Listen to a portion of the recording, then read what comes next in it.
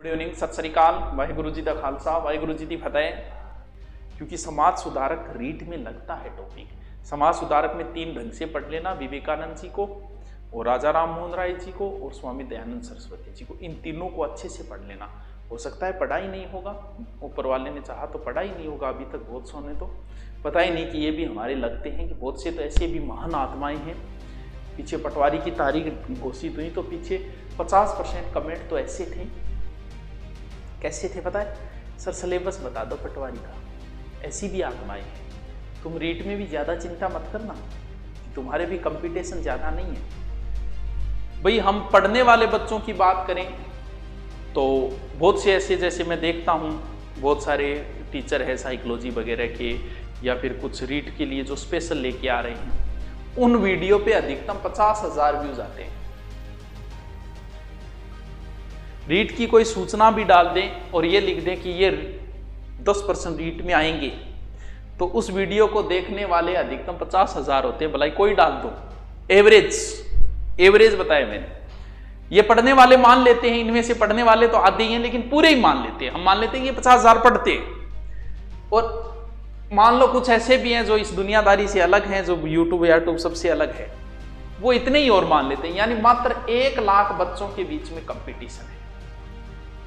और सच्चाई यही है, 1 लाख बच्चों के बीच में ही कंपटीशन है। अब भले ही फॉर्म 17 लाख भरे गए हों या 8 लाख भरे गए हों, सच्चाई यही है। एसआई की तैयारी करने वाला बच्चा मुझसे अब से नहीं, पहले से जुड़ा हुआ है। पहले से पिछली एसआई के अंदर जो बच्चे लगे हैं, वो बोले या न बोले वो अलग बात है। 70% बच्चे मेरे यूट्यूब की हिंदी पढ़ी है उन्होंने पूरी की पूरी। वो न बोले वो बात अलग है, हमें कोई एहसान नहीं चाहिए। बोलो न बोलो, उनकी इच्छा है, बोले तो न बोले तो वो उनकी। लेकिन 70% बच्चे, क्योंकि उस समय सिर्फ मैंने ही डाल रखी थी हिंदी पे पूरी की पूरी यूट्यूब के ऊपर, और किसी ने डाल ही नहीं रखी थी लगभग, वो सब पढ़ के गए थे। तो अब भी वो जुड़े हुए हैं और भी बच्चे जुड़े हुए हैं। तो हिंदी के लिए भी अगर एसआई के लिए स्पेशल कोई बात कहें तो एसआई में तो मात्र है ही 50,000 जो एसआई के लिए पढ़ रहे हैं।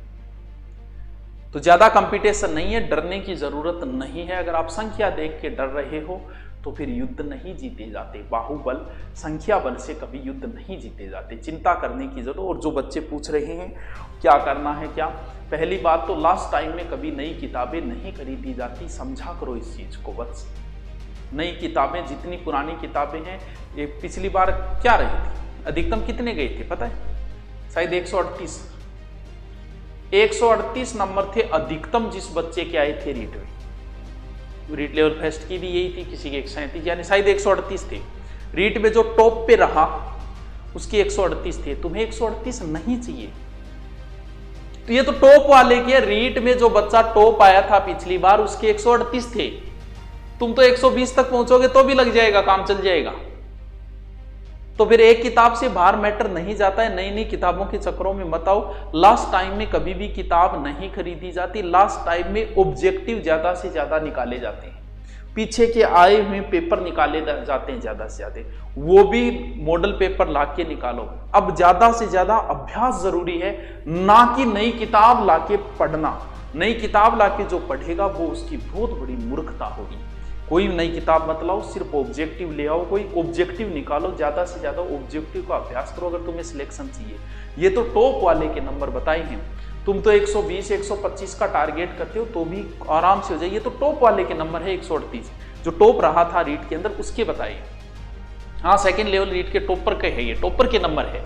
तुम्हें टॉप की कोई जरूरी नहीं है, तुम नीचे आ जाओ, सरकार उतनी तनख्वाह देगी। अरे जो टॉप आना है तो सिनेमा मारोगे टॉप में, क्या करना है, लास्ट में आ जा बिताई रुपया देगी सरकार। मास्टरी तन बोली जाओ, मास्टरी टॉप आ रहा बोली जाओ, कोई फर्क कौन पड़े चीजों। तू तो बस पढ़ गए, तेरा टारगेट इतो सो लेके, हाँ मेरे इतना नाको लाग जाओ बस। हाँ सोचनी थी ये 150 में 150, लेकिन 150 को नहीं मुना कि ही को नहीं है, तेरा भी को नहीं आ सोचना करी वे सोचने की सोच ले 150 में 160 सोच ले बनाई। रोके कौन भैया सोचता, सोचने पे किसी प्रकार का कोई जुर्म नहीं है, तू कुछ भी सोच ले बनाई। लेकिन बात है कि ज्यादा नई किताबों में मत फंसो, ये रिक्वेस्ट है। नई किताब नहीं लानी है, ऑब्जेक्ट आपके पास जो पुरानी किताब है उनको बार बार रीडिंग मारो। तुम्हें 150 में से 150 नंबर नहीं लेके आने हैं कि ये किताब 2% बाहर उड़ जाएगा, फिर क्या हो जाएगा। जान दे 2 क्यों 10 जान दे, 20 जान दे, 30 जान दे, तू 30% तेरी किताब बाहर जाने दे, फिर भी तेरा सिलेक्शन हो रहा है यार। क्यों फंस रहा है नई नई किताबों में? तो इसलिए अच्छा है कि नए अब अभ्यास करो, पीछे के आए हुए क्वेश्चनों ऑब्जेक्टिव का अभ्यास करो, ज्यादा किताबों के चक्करों में मत रहो। यही बोल रहा हूँ, बाकी तुम मास्टर हो, तुम खुद समझदार हो, तुम्हारे पास अपने पास ज्ञान है तो वो आप अपने पास रखिए।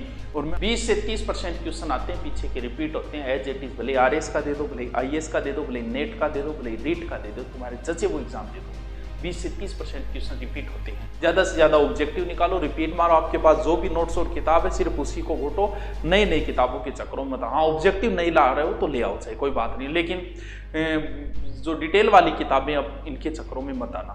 क्यों? क्योंकि वही बात है कि साइकोलॉजी के अगर 5 राइटर है राजस्थान में, तो आप अगर 10 लोगों से मिलोगे तो कोई किताब पढ़ता है, कोई किताब पढ़ता है, कोई किसी किताब का सजेशन देगा, कोई किसी किताब का सजेशन देगा। घूम फिर के आप फेसबुक पे पोस्टें देखते हैं, मैं पटवार के लिए कौन सी बुक लेके आऊं। सर्वेक्षण देख लेना, आप खुद अनुमान तो लगा लिया, पटवार के लिए कौन सी बुक लेके आऊं। 10 कमेंट में से 3 कमेंट मिलेंगे, 3 एक किताब, 3 एक किताब, 3 एक, ले फेसबुक ज्ञान। अब आप चेक खुद कर दो भाई, साइकोलॉजी के लिए किसकी किताब पढ़ूं। 20 कमेंट में से अगर 15 कमेंट किसी एक के पक्ष में मिल जाए तो मानू, 5 की बताओगा, 5 की बताओगा, 5 की बताओ, तो क्या ज्ञान दो। क्योंकि जो किताब खुद पढ़ता है बच्चा उसी का सजेशन करता है, या जिसका नाम सुन रखा उसी को बताएगा। तो आपके पास जो भी है पर्याप्त है। ऑब्जेक्टिव पढ़नी है पढ़ लो, बाकी इन चक्करों में मत रहो। आपके नोट्स और किताबों को ज्यादा से ज्यादा रिपीट मारते जाओ। ओके, थैंक यू, कल मिलते हैं।